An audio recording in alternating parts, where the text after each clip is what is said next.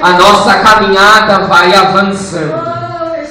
Falta pouco para nós terminarmos esse livro, mas tem muita coisa que Deus ainda quer falar conosco. E nós chegamos aqui no versículo 35 do capítulo 11. Que Deus nos dê graça, mas muita graça nesta noite, porque eu deveria dizer que eu não sei se eu sou muito corajoso para entrar nesse versículo ou se eu bero a loucura de estar falando dessas coisas, mas está na palavra de Deus. Tem hora, irmão, eu pensei numa coisa, preste atenção aqui antes da gente ler. Tem hora que nós temos que quebrar as tábuas aonde estão nossas falsas esperanças, para construí-la sobre a rocha. Então tem hora que você tem que quebrar. A gente às vezes está sobre esperanças falsas. Tem hora que elas têm que ser quebradas. E aí sim nós vamos para a rocha. Vamos ler esta palavra que está em Hebreus, no capítulo 11, versículo, a partir do versículo 35. Nós terminamos no versículo 35 e vamos retomar do 35. Diz assim, amém? Amém. Mulheres receberam pela ressurreição seus mortos. Alguns foram torturados, não aceitando seu resgate, para obterem superior ressurreição. Outros, por sua vez, passaram pela prova de escárnios e açoites, sim, até algemas e prisões. Foram apedrejados, provados, cerrados pelo meio, mortos ao fio da espada. Andaram peregrinos, vestidos de peles de ovelhas e de cabras, necessitados, afligidos, maltratados, homens dos quais o mundo não era digno, errantes pelos desertos, pelos montes, pelas covas, pelos antros da terra. Ora, todos estes que obtiveram bom testemunho por sua fé, não obtiveram, contudo, a concretização da promessa, por haver Deus provido coisa superior a nosso respeito, para que eles sem nós não fossem aperfeiçoados. Amém? A igreja pode se assentar, mas fica em oração. Fica em oração em nome de Jesus. Amados, nós estamos no capítulo 11, que é o capítulo da fé, que é o capítulo dos heróis da fé. Quando nós chegarmos no capítulo 12, os versículos iniciais vão nos conclamar a olhar para uma grande nuvem de testemunha que nos cerca. Quem é essa nuvem de testemunha que o capítulo 12 está falando? Nada mais é do que essas pessoas do capítulo 11. Elas estavam numa jornada de fé, e elas caminharam e tiveram as suas lutas, as suas batalhas, e elas entregaram o bastão e descansaram. E outras as sucederam, que também tiveram suas batalhas, entregaram o seu bastão e descansaram. E outras lhe sucederam, até que esse bastão chegou na minha mão. Até que esse bastão chegou na sua mão. E agora somos nós que aqui estamos com o bastão da fé. Mas temos uma nuvem de testemunhas que nos antecederam. Esta nuvem viveu todo tipo de experiência, situação e circunstâncias. Quando nós começamos um pouco antes desses versículos, dizia o quê? Que uns conquistaram reino, estabeleceram justiça, fecharam a boca de leões, fizeram milagres. Foram homens e mulheres que a sua fé foi honrada com grandes graças, bênçãos e vitórias. Deus, tremendo, aleluia. Mas a palavra de Deus, ela tem um todo, ela tem um contexto. E não termina ali no versículo 35, continua.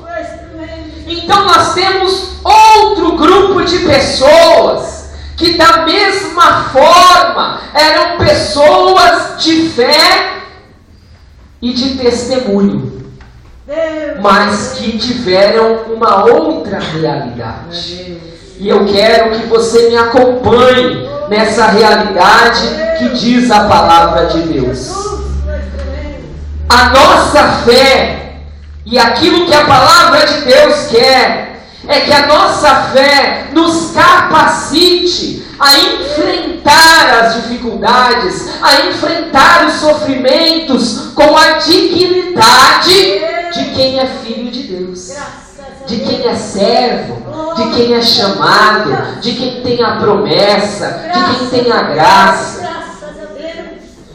Nós temos que enfrentar algumas situações nesse mundo, mas tem que ser com dignidade, de quem sabe quem é. Olha só, os versículos iniciais, então eles vão dizer o quê? Que aquelas pessoas, elas fizeram uma leitura da vida que não se prendia apenas à realidade presente. A leitura que elas faziam era usando os óculos da fé. E os óculos da fé levavam elas a enxergar a eternidade. Deus maravilhoso. Meu irmão, minha irmã, esse autor estava pregando essa comunidade de hebreus que estava sendo escarnecida, que estava sendo perseguida, que os seus bens estavam sendo expoliados. Depois de caminharem com fé, eles estavam vendo o Império Romano colocar eles de lado. E o que o autor dos Hebreus fala para esse povo? Fala o seguinte: os seus irmãos que lhes antecederam passaram até por coisas piores. Os seus irmãos que lhes antecederam passaram por coisas piores. Ele diz: olha, mas eles conseguiam enxergar uma realidade por trás daquilo que é aparente. Então, quando ele diz: olha, alguns foram torturados, não aceitando o resgate da sua vida. Por quê? Porque eles esperavam uma ressurreição superior. Irmão, irmã, aqueles hebreus estavam sendo exortados a não olhar para a circunstância presente apenas, a olhar pela ótica das circunstâncias. Você, irmão, eu, irmã, somos chamados a viver pela fé. Se você olhar para a sua vida somente para aquilo que está no presente, do seu lado, para aquilo que te cerca, e você não ver além, se você não colocar os olhos da fé, se você não enxergar a eternidade, você vai enxergar que este mundo só existe injustiça, só existe coisa errada, só existe perseguição, só existe um maltratando o outro. Sabe por quê? Porque esta é a realidade. Eu fui na casa de uma irmã essa tarde e eu disse para ela isso: irmã, eu preciso te trazer desesperança, para depois eu te mostrar aonde está a esperança. Não adianta, irmão, não adianta, irmã, você pensar que este mundo tem solução. nessa terra vai reinar a justiça. É um bolsão aqui de uma coisa melhor, outro ali, outro lá, daqui a pouco vem outro, desfaz tudo. Então, o autor aos Hebreus diz, olha, tem tortura, uns passaram por escárnios, açoites, algemas, prisões e até morte. Ou seja, o que ele estava falando, olha, além da injustiça que reina nesse mundo, às vezes, por você dizer que é cristão, que tem fé, você aumenta o sofrimento. Você aumenta a dose de sofrimento. Porque aí, como aconteceu com esses israelitas, como aconteceu com esses hebreus, com os hebreus o que aconteceu? O Império Romano começou a desconfiar deles. Quem é esse povo que não pode levantar a mão e dizer que é leal a César? Esse povo é perigoso. Esse povo é subversivo. Como não pode dar sua lealdade a César? Então, além de estarem debaixo do jugo do Império Romano, ou seja, já serem meio que escravos ali, além disso, agora perseguidos por sua fé. Você compreende a prova e o testemunho que essas vidas estão nos dando? Ponha os seus pés na realidade, irmão. Ponha os seus pés na realidade, irmã. A vida nesse mundo não é fácil.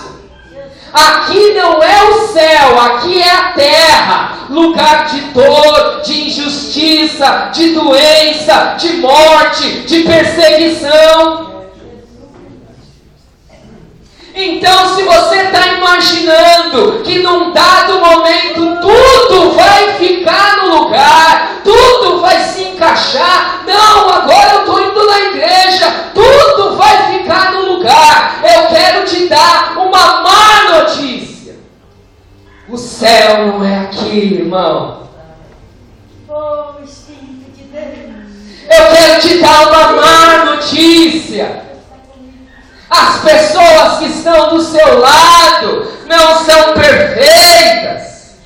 Elas vão te magoar, elas vão te entristecer. E eu e você ainda vamos fazer isso também, viu? Não pensa que é só o outro, não.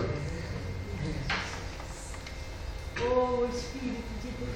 Então, o que nós precisamos entender? Precisamos tirar o nosso pé dessas tábuas de falsa esperança. Aqui não é o lugar do nosso descanso. A nossa pátria, irmãs, é fim, é o céu, onde está Jesus.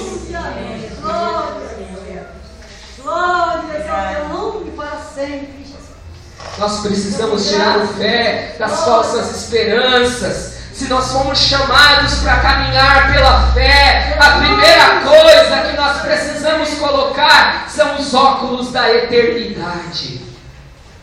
Olha para a sua vida, irmão. Olha para a sua vida, irmã, mas contempla que você está indo para o céu. Contempla a eternidade, contempla o reino. Não fica contando só o dinheiro que tem no seu bolso. Não fica contando só as coisas que vão ficar nessa terra. Começa a contar os tesouros que são acumulados no céu.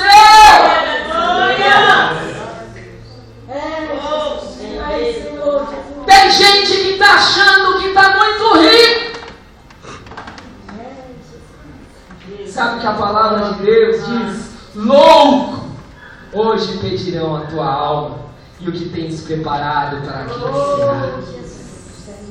Não ajunteis tesouro na terra, onde a traça e a ferrugem corrói, onde os ladrões minam e roubam. Ajunteis tesouros no céu. Graças a Deus, glória a Deus, tu és maravilhoso, Jesus. Irmãos, irmãs, Deus tem